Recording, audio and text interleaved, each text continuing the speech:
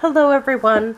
So first things first, when I get ready to sew in my signatures, I try to make sure all my supplies are ready. So all my pieces that are going to hold on to my papers while I'm putting them in, my threads that I'm going to use, or twine, lace to reinforce the cover after I put in my pieces, and a needle, and an awl. Now, awls, be careful, they are mighty pointy at the end. They're just like a needle, pointy, but that's the reason why it works so well to use them. So, let's get going on adding signatures to our journals. This one I turned out, it's going to be 4 signatures across. Again, I'm not going to necessarily be perfect with this. I am going to choose what's going to be front and then what's going to be in the back. I kind of want that one in the back, so that's the first thing I do. Then I line it up where I think it should be. When you're doing multiple signatures, it is easy to get things fudged. I'm letting you know this because I have a habit of being extremely crooked when it comes down to making journals that are multi-signature. That's why I don't normally make multi-signature journals, but today I am. So I try to keep it as flat as I possibly can. Where I want to place this, just because it's already flat, it's way easier. Some people do not do it the same way I do. And then I take my awl and I puncture the holes through. First in the middle, then sometimes some people do an inch. I do like my thumb. I measure it by like half my thumb with some of these. And that's where I puncture it through.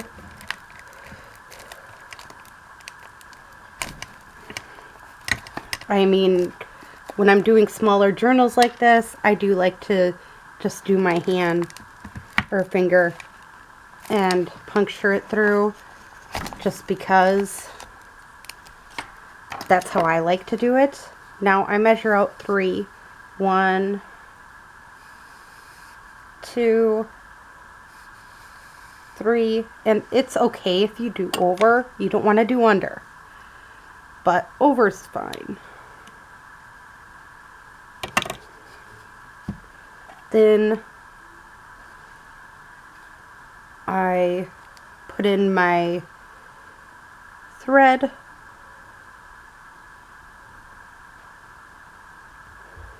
like this. Now I am choosing to go inside. Some people choose to do the same thing just on the outside. Again, it's a matter of choice. You don't have to be perfect with this. Now this part you want to try to not hit the one end, which is more difficult than it seems. Then I like to scoop this underneath it. And sometimes I overdo this part, so I try to tie it right away so I don't.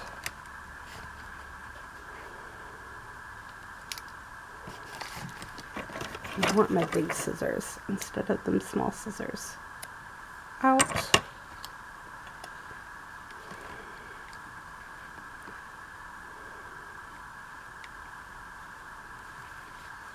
I normally double knot them. Again, it's more of a choice than anything. You've got to pick and choose what you're going to do. And a lot of it's decisions that you have to make. Like, for example, this is, my tie doesn't want to tie very nicely, but that's okay.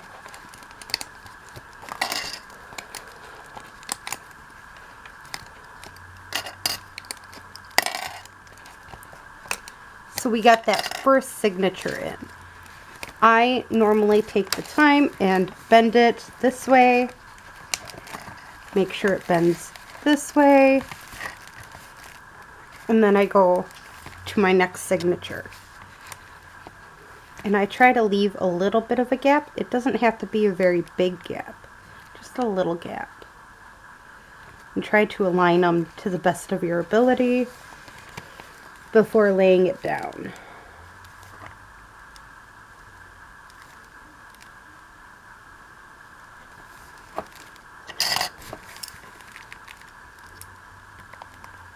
And again, I'm just pinning it down right away there. Pinning it down right away here. And then I can come back through and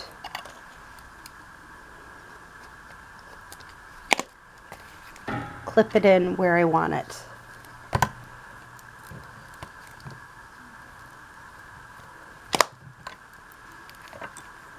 And I right away just punch my holes.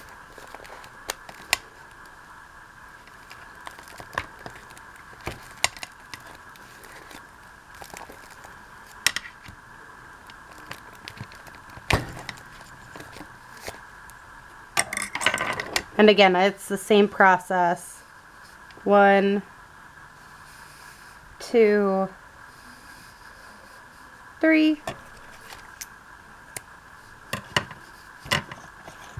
I pull out my string from my last one.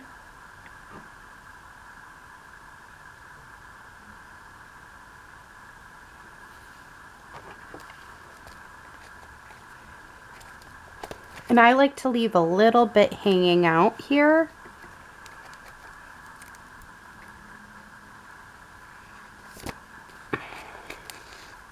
Yeah, my finger's stuck. Alright, I got it undone.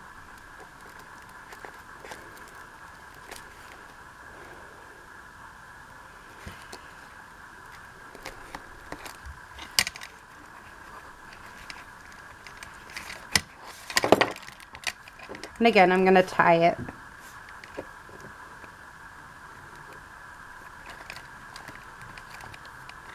Don't tie it too tight because if you're anything like me, it's going to go ahead and snap on you. I do have a habit of tying it too tight. I don't know why, but I do it almost every single time. But the reason why I always choose like a thick fabric or like a width-wise thick fabric or a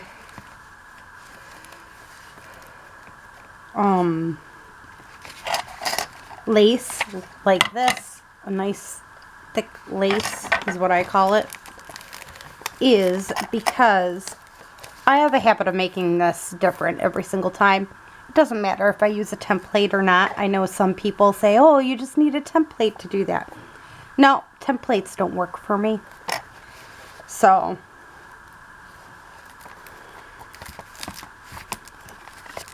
that's why I do it the way I do it. Again, everybody's different, but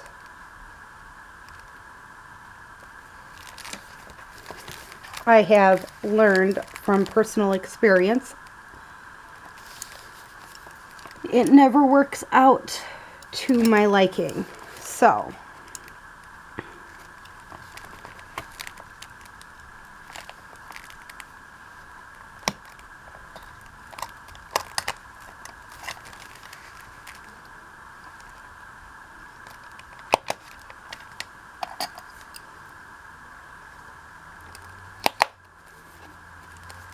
again, I'm just doing my alignment here.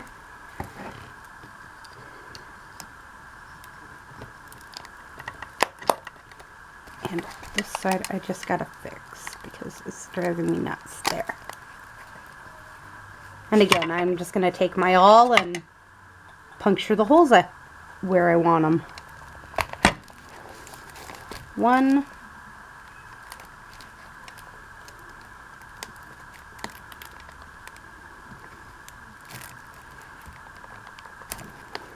2, 2,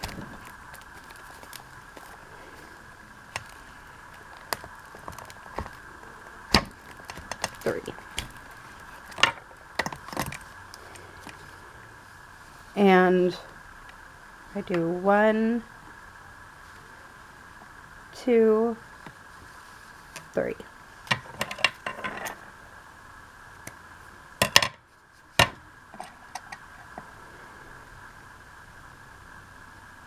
Now, some people do not tie them in the middle. They will go off and add stuff onto the thread.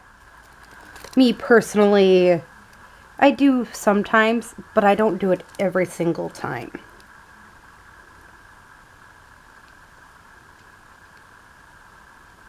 What the heck? Okay.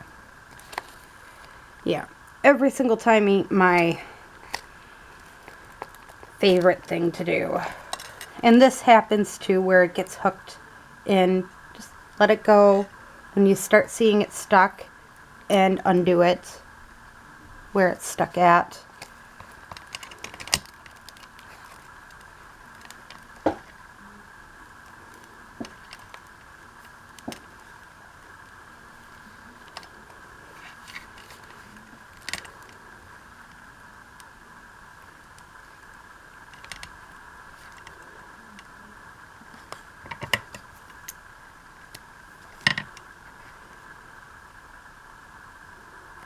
Tie it twice. Try to put it in a bow.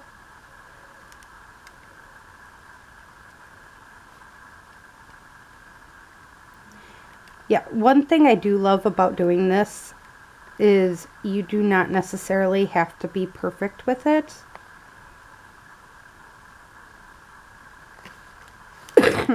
You can be imperfect and fix the imperfections by adding stuff. That's one of the best parts I think about journaling is, again, my backside here does not at all look the greatest or very professional looking. But again,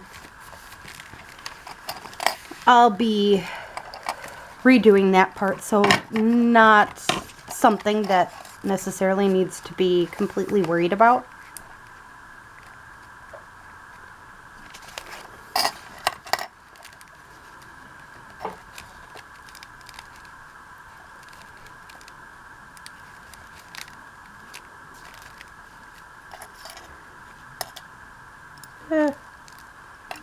So I am going to clip this first one spot here.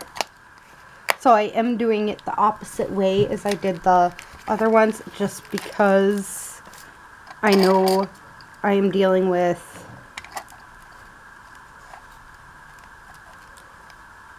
if I don't, I'm dealing with 3 more signatures, which makes it a little bit more thicker.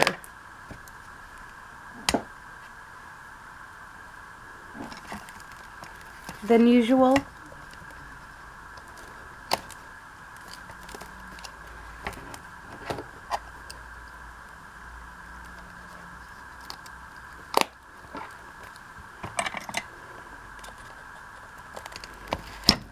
One,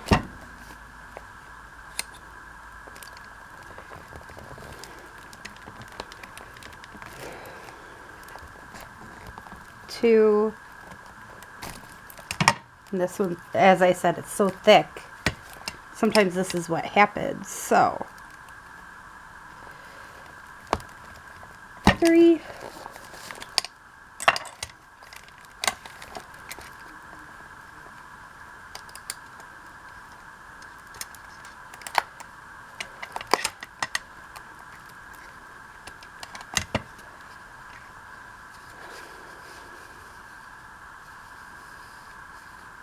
1, 2, 3. And again, I pull out the string from my previous one and then I use it. I find keeping the string on the needle or the thread that you're using on the needle helps, because it's very easy to lose your needles. It's very easy. Like, I couldn't tell you how many times that has accidentally happened where I've lost a needle or lost something. It's just, your desk gets messy by doing journals and everything. But, and I'm not even completely through with prep work on all the journals yet. I was only before doing this video, so again, that is something that commonly happens when you're doing group journals like this. So that is also something, it takes hours.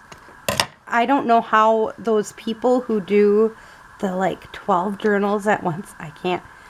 I'm okay with 4, but any more than that and it's like, oh no, I forgot this, or I need to make more of that. Again, it all depends on who you are and everything, but I'm hoping this little tutorial helps with you making your signatures. And again, this isn't a very inventive, spectacular, filled with pockets and all that jazz type journal. I normally make tons of pocket tutorials. There are tons in the list, different tutorials on the different pieces you can use and everything. And as I said, you don't have to be necessarily perfect. They don't all have to line up perfectly or anything else like that. That's one great thing I like about journaling. Now, for this, I am going to purposely align this to this so I can cut it.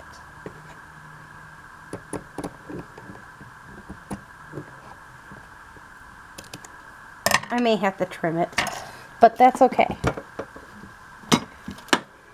Now, this is Fabri-Tac in a Sweet Sugar Bells bottle, and I just slam it into a jar when I'm not using it. And I have this lovely paper clip that I use quite often to make sure my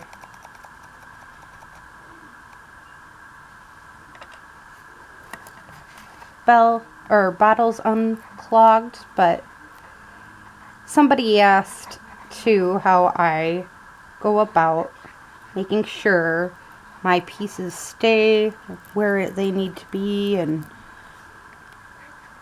everything. This is it. This is all I do.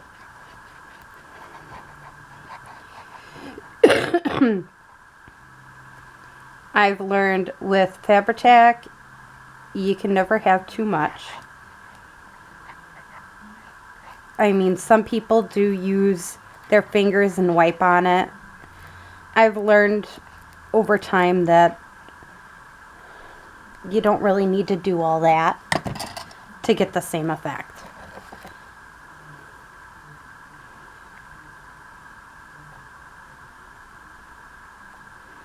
So this is getting laid right down here. And I'm just going to add glue along the side here.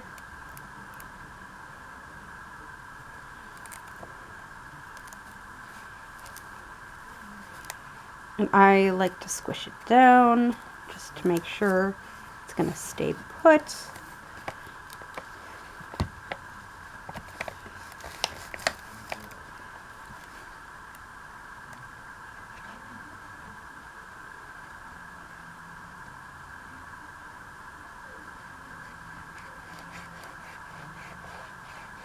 I apologize if you're hearing my upstairs neighbors. They're at it again. They're at it more days than they're not at it. That's all I gotta say. But this stiffens up your spine as even more reinforcement than what you already had. In case you're wondering, well, why didn't she reinforce it more? Well, because normally I'm adding fabric and that type of thing during this process that it really isn't needed as much as you think it would. So there we go. We got that done.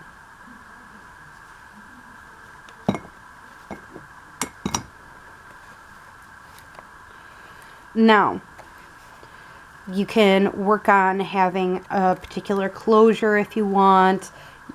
If you're a person who likes like corner, there's them like decorative metal corner edges, you could do that. Again, I'm trying to keep these more on the simple side just because I am making them for teachers and I'm not sure what the teachers are going to like or not like, but just a simple journal for the teachers so they can use it for whatever they want, because they may not use it for personal use. They may use it to help them organize certain things in the classroom. I don't know. Or they may give it to another person. Again, not sure. So that's where if you have like the dyed seam binding, that works great for this type of thing. So with like these types of journals, I probably would just do something as simple as dyed seam binding.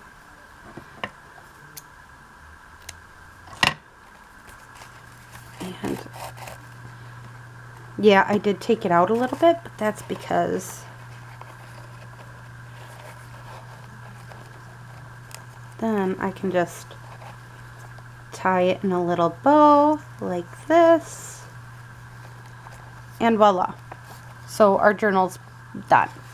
Now you could easily choose, like with this signature, or this journal, it has a lot more pages and everything, but also this is where you would add your time to add your ephemera pieces that you may have worked on, your pockets and tags, and all that fun stuff. Right now would be the time to add them in. So again, it does come out to being pretty even. This one I have to add a lot more inwards to it, so that's why it hasn't went online or anything else like that yet, because I haven't gotten to that point. And this one I just used ribbon to tie it around in a bow. Some of them I choose to do the double closure aspect. Again, it all depends on how you feel about it. I like to do the signatures, this portion, and then I leave my cover and leave the idea of having a closure till I'm completely done with the journal. That's normally my last step, is the cover and closure. I know some people like to do that right away when they get their signatures in. Some people don't. But my thing is I normally fill it with its pockets and tags and all that jazz before I go off and do the cover or the closure. So I hope you enjoyed this little series of just the basics with journaling. I know it gets more complicated when you add in the ephemera ideas and all that jazz, but maybe start out small if you're a beginner. Something as basic as figuring out your papers. And then as you get more into it, you can spread out, and your papers and stuff like that could be as simple as buying a $2 digital on Etsy, print it out, and there you go, you got your papers. This I just so happened to had found a clearance sale on some of this stuff in November of last year and decided to buy a bunch. So I'm trying to start using it up instead of hoarding it, even though it's really pretty paper in my mind. But instead of hoarding your papers, use them. Because, again, you make wonderful pieces of art. Why not? Also, you can check out my journals, and I think I have a few digitals, not really digital kits, but like ephemera if you're just beginning, for like 50 cents. And all that is in the description box below. Also, my podcast, which I don't really spend a whole lot of time on it. It's probably 5-10 minutes out of my time making that this year, but I do try to get a new one on each month. Also, I have a Facebook group you can join. If you have made one of these with me and everything, post it on that site. I'd love to see what you came up with this simplicity idea instead of trying to make it over the top. Make it your own. I'd love to see it. Enjoy the rest of your day or night. Bye.